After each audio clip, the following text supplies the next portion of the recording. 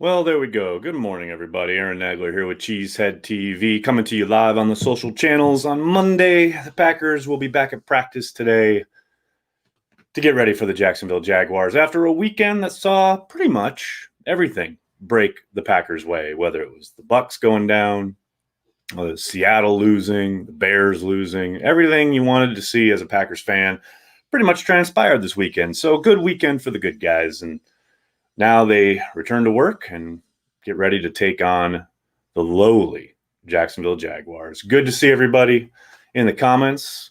Always nice to wake up on a Monday morning, sun is shining, birds are singing, and Packers fans worldwide are joining us here at Cheesehead TV.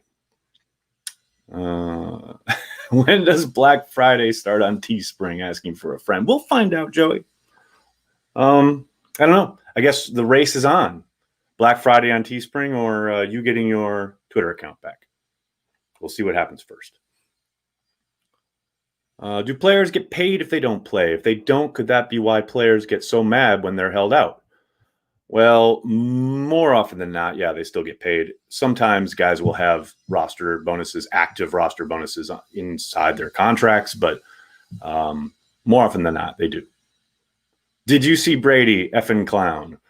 I mean, Brady had a bad day at the office. There's no doubt about it. I mean, that's not to take away from the fact that he is still one of the best to ever do it, or anything he's done this season. But damn, he had a bad game last night. There's no doubt about it. And the piece de resistance for me was at the end of the first half when they were desperate to try and get something going. And Brady threw a goal ball up the right sideline, and Antonio Brown sat it down on what he thought was supposed to be a comeback. Oh, you mean you can't just sign a wide receiver off the street or bring him in via trade and just hit the ground running like it's Madden? You mean, oh, guys need time? Maybe several games? And by that time, the landscape of the entire league may have changed? Huh. It's funny because I heard so many Packers fans last week in the last 10 days tell me that they didn't make any moves and they're getting left behind. Hey, if they're getting left behind from what the Buccaneers put on the field last night, count me in. It's a long season, kids. Got to take the 30,000-foot view and not get caught up in the moment. Don't be a slave to the headlines. It's a long season. Packers are about to get Lazard back. You saw the impact Aaron Jones had immediately. Oh, those guys, they've been with the team for a while. They know the playbook. They know what's up. They're going to have immediate impact. Packers know what they're doing, kids. That was an incredible weekend. More of that, please. Totally hear that, Corey. Morning, Nags. Friendly reminder, Corey Linsley is a free agent next year. Andrew, we are well aware of that development. We're trying not to think about it. Trash Panda, thanks for the super chat. Interesting report on Dalvin Tomlinson. Oh, no. You were doing so well, Trash. And then you went, thoughts? I said on Twitter, it hurts, man. I thought he would have been an excellent addition. Leave it to Dave Gettleman to hold on to a guy who he's probably going to lose in free agency this year, though. But, hey, the Packers are making calls, as we said they would. Lazard this weekend. Robin, here's the thing. They have to activate Lazard this weekend or they're going to lose him for the season. Once he hit the practice field a couple weeks ago, they had 21 days. That 21 days will be up after this game. So I fully expect Lazard to get activated either early in the week because they know they got to do it this week or Saturday before the game, but it will happen this week. Corey Linsley just snaps the ball. I know that's not a real comment. I know you're being facetious. At least I pray that you are, because otherwise that is one of the dumbest things ever typed into the internet, and that's saying a lot, especially after this weekend. Oh, no. It's all right. Are the Vikings a fraudulent 3-5 team? Oh, they're kicking ass on the ground. It's okay, Olive. Thank you. They're kicking ass, man. They're certainly hitting their stride. There's no doubt about it. And as I said on Twitter last night, people talking about the Saints and the fact that the Packers beat them. A lot of times it's not who you play, it's when you play them. The Vikings have come out of their bye week looking rejuvenated, and they have a new sense of direction and purpose. Now, I'm not sitting here telling you that they're going to go on some run that's going to overtake the Packers for the North, because I don't see that. But they're certainly playing much better ball. And, you know, a big part of that is taking the ball out of Kirk Cousins' hands and putting it into Dalvin Cook's. There's still a lot of fire in this defense. Needs Z to pump the squad up. Justin, I think we saw a hint of that against the 49ers. Interesting look at the 6-1 front that they played. We'll see how much that continues against quarterbacks who can actually attack them downfield. But yeah, it's trending in the right direction. Still a long way to go, though. Greetings from the UK. What's up, JJ? Good morning from New York. Let the Vikings peak now and choke later. Fair. Lewis, I think Goody understands the shortfalls of this team through repeated trade interests.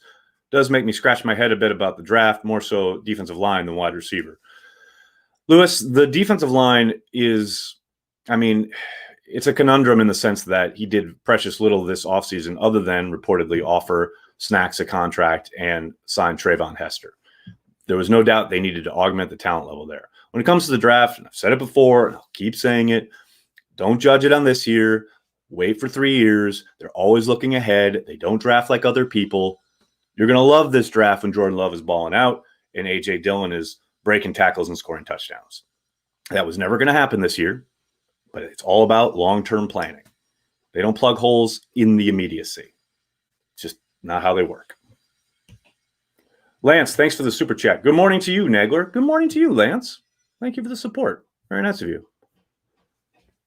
Just wait till we start getting those takeaways. Hey, you start hitting the quarterback, you start affecting the pocket, that's what happens. You saw that exact scenario play out against the 49ers. If they can get some more of that, they should be cooking with gas. Now, the trepidation there is they took advantage of a backup tackle. Almost all, not all of their pressure, but a lot of their pressure came against Trent Williams' replacement. So hopefully the Smiths, Gary, etc., they can continue to exert that pressure. I will say there was one notable kind of glimmer of hope there in the play of Rashawn Gary, in the sense that he was taking on a frontline starter in McGlinchey, and he, while not appearing on the stat sheet sacks-wise, he did affect the pocket, and he did put pressure on the QB a number of times. So that is trending in the right direction. That's what you want to see. Hopefully he keeps that up. Any updates on Jair? Nothing yet. I will say I asked Matt on, I think it was Friday when we spoke with him, if there were any long-term concerns about any of the guys who got dinged up in Thursday night's game. He indicated that Dexter Williams was the only one who had any long-term concerns. Dexter was then reported to be out for a number of weeks with his knee injury. So that would bode well for Jair, but we'll see. We won't get our first injury report until Wednesday. Hopefully Matt gives us some clarity on Jair when we talk to him later this afternoon. Andrew, thanks to the super chat. Spoon said we have one more week on Lazard. They have 3 games. So they have 21 days. So it'll be after this. If they don't do it this week, maybe like Monday. I don't know. I haven't counted the exact days, but possibly on Monday. But it's 21 days since he took the practice field. Whenever that 21st day is, they have to put him on IR or activate him. I love Jair. I'm just putting that out there. I hear you, Matt. We all do. What players with a mini bye help the most? All the injured ones. Let's face it. Anybody who can get some extra rest, stay off their feet, helps every single one of them. Wilson is no MVP.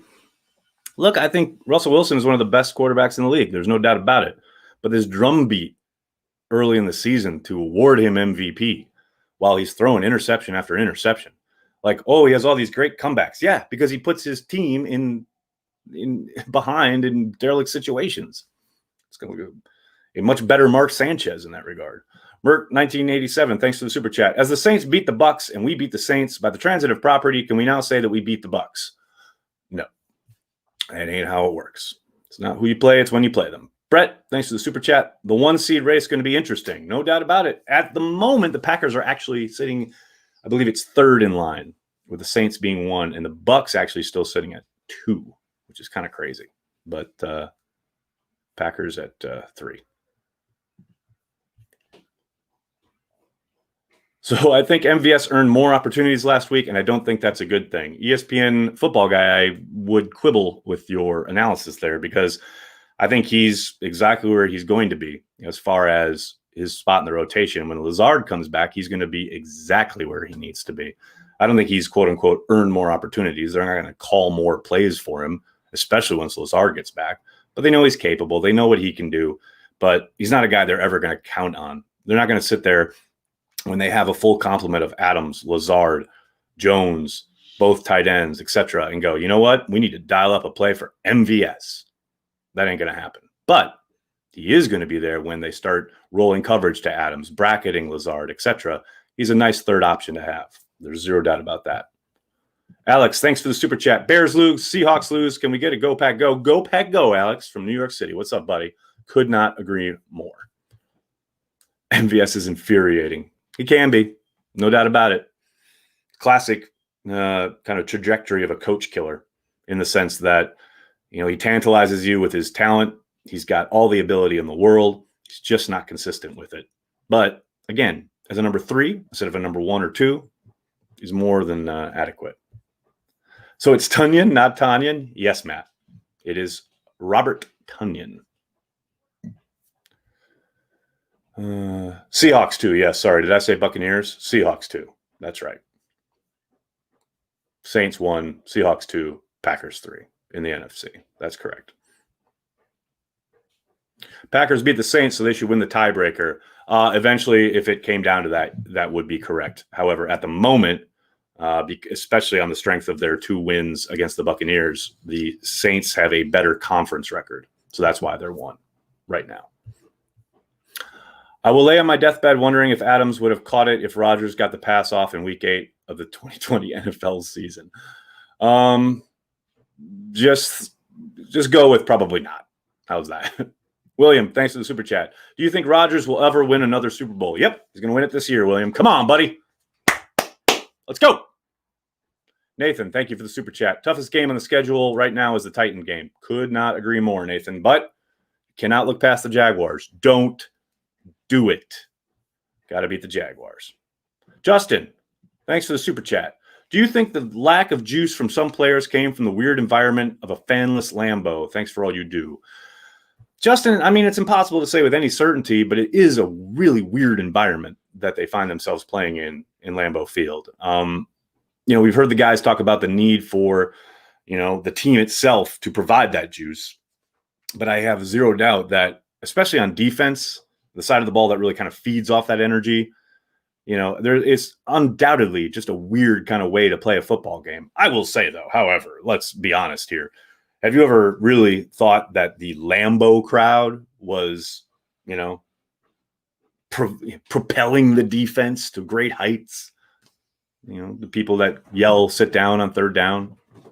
I don't really know. And I know it's gotten better the last few years. Got better last year. There's no doubt about that. But can only put so much stock in it. Adam, thanks for the super chat. Do you think AB will pan out for the Bucs? I guess it depends on what you mean pan out. Will he catch some touchdowns? Sure. Will he help them turn the franchise around and build a better culture that leads to elongated stretches of productivity and victories and championship runs? No. I'm much more about the latter than the former. That's just me. But yeah, AB will catch some touchdowns and everyone will celebrate it in Buccaneer land. And ultimately, it won't mean a whole lot. A lot of sound and fury signifying nothing, as the old saying goes. Billy Turner earned his football spot next year. Andrew, I would say so. As I said on Twitter last week, I was very, I guess one would say, dubious about the contract that they handed Billy Turner in free agency a couple years ago. Made no bones about the fact that I thought Brian Gutekunst jumped the gun, especially with the number he gave Turner. But look, you have got to look at Billy Turner's play over the course of the last, say, 18 months and say that Gutekunst made the right call there. His versatility alone has been more than worth what he is getting paid. And then you turn around and look at his play both at right tackle and left tackle this season, and literally switching positions in game at times, worth every penny. I was absolutely wrong about Billy Turner. Still don't think he's a very good guard, and he certainly was up and down last year, but that positional versatility is paying off big time for the Packers. There's no doubt about that. Do Do you think we keep Funchess next season? I know it's a long ways away. It is a long ways away. I think there's a possibility. I think it's going to kind of depend on how the remainder of the season plays out. Maybe a guy like Malik Taylor or Shepard steps up. That's obviously projecting quite a bit.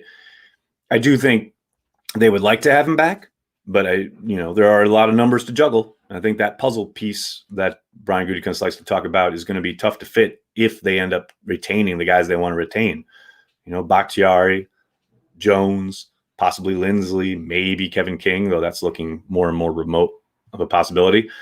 If they start keeping all these guys, it's going to be harder and harder to justify, paying even, $3 million to bring Funchess back. But we'll see. As you say, a long way to go. Hope you have a great day, Aaron. Keep up the good work. That's one of the nicest messages I've ever received. Thank you very much. Whoa, I forgot Funchess was on the team. Well, that's what happens when you opt out. People kind of forget. What receiver are we targeting at pick 32 in the next draft, Alex? I like how you're thinking, but I have no idea.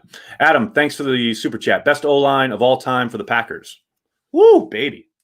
I know you're not saying this one. The best one I've ever seen was that 2003 squad when Favre broke his thumb, basically, and they had to lean on Amon Green. And defenses loaded up the box and literally before the snap of the ball said, it's a toss to the right, it's a toss to the right. And they still couldn't stop the toss to the right while Amon Green ran for 8 yards. That's the greatest offensive line I've ever seen. Now, old timers will tell you the guys back in the 60s probably take that title, but that's for historians to quibble about. Nathan, thanks for the super chat. After a fanless 2020, anyone telling people to sit down in 2021 will just as soon get these hands. Just kidding. Let's not be violent, but you get it. Nathan, I absolutely get it. And unfortunately, I think people will still be telling people to sit down at Lambeau. Brett, thanks for the super chat. How great could Lacey have been still in Green Bay today? Well, I don't know. That's projecting a whole lot of years. If he had just, been a little bit more disciplined off the field. Yeah, he is a great example of a cautionary tale. He was absolutely outstanding in the 2014 season. Loved watching him play. Is Edgar Bennett underappreciated? I don't think so. I don't think by diehard fans, maybe in the national consensus or, people who are kind of just casual fans of the Packers. But I think most diehards recognize his worth, especially that championship team in '96. Hell, you want to talk about even his post-playing career as a coach. He was a damn good coach for Mike McCarthy's staff. So yeah, I think most diehards recognize his value. That's a question for Cliff Crystal or Lee Remmel. Oh, Lee Remmel. He was the absolute man. And yes, Cliff would have the answer to that.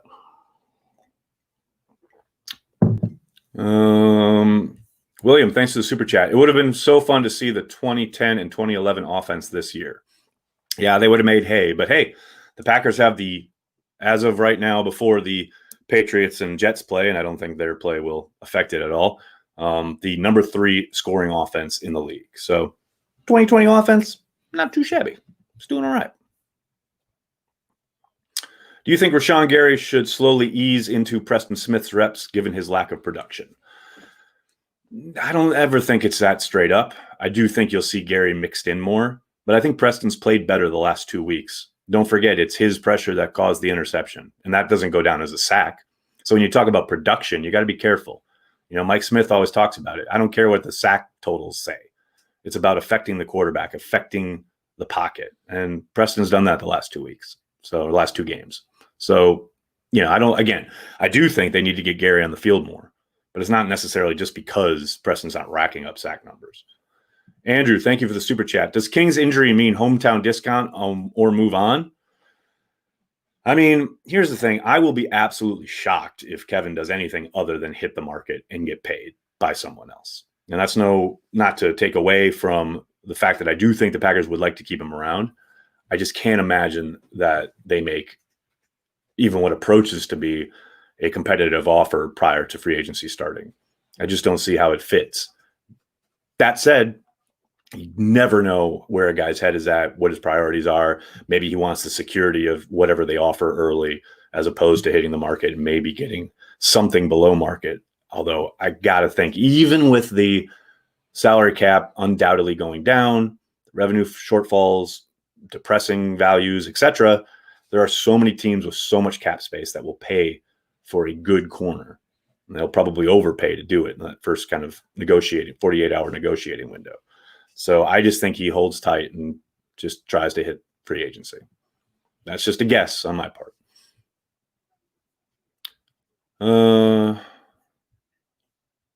Any news on Chris or J-Love? Nothing yet. We'll probably, hopefully, get something later today when we get our first glean of the answering report, the transaction report at the end of the day.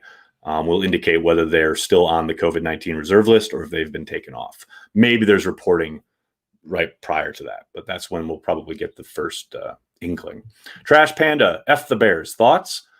Yes, those are my thoughts. All right, I got to get going. I can't thank you guys enough for hanging out today, talking Packers. It's always a treat. Thanks so much for tuning in. Please hit like on this video, subscribe to the channel, tell your friends, tell your family. Cheesehead TV, we are devoted to Green Bay Packers fans worldwide. One programming note for the week: no Packer transplants on Wednesday. Packer transplants will happen on Friday at 5 p.m. Friday evening at 5 p.m. So make sure you mark your calendars. And a good way to know when things are happening and when we're going live is to subscribe to the YouTube channel. Please do that. Thanks so much, everybody. Have a great day. Go Pack Go.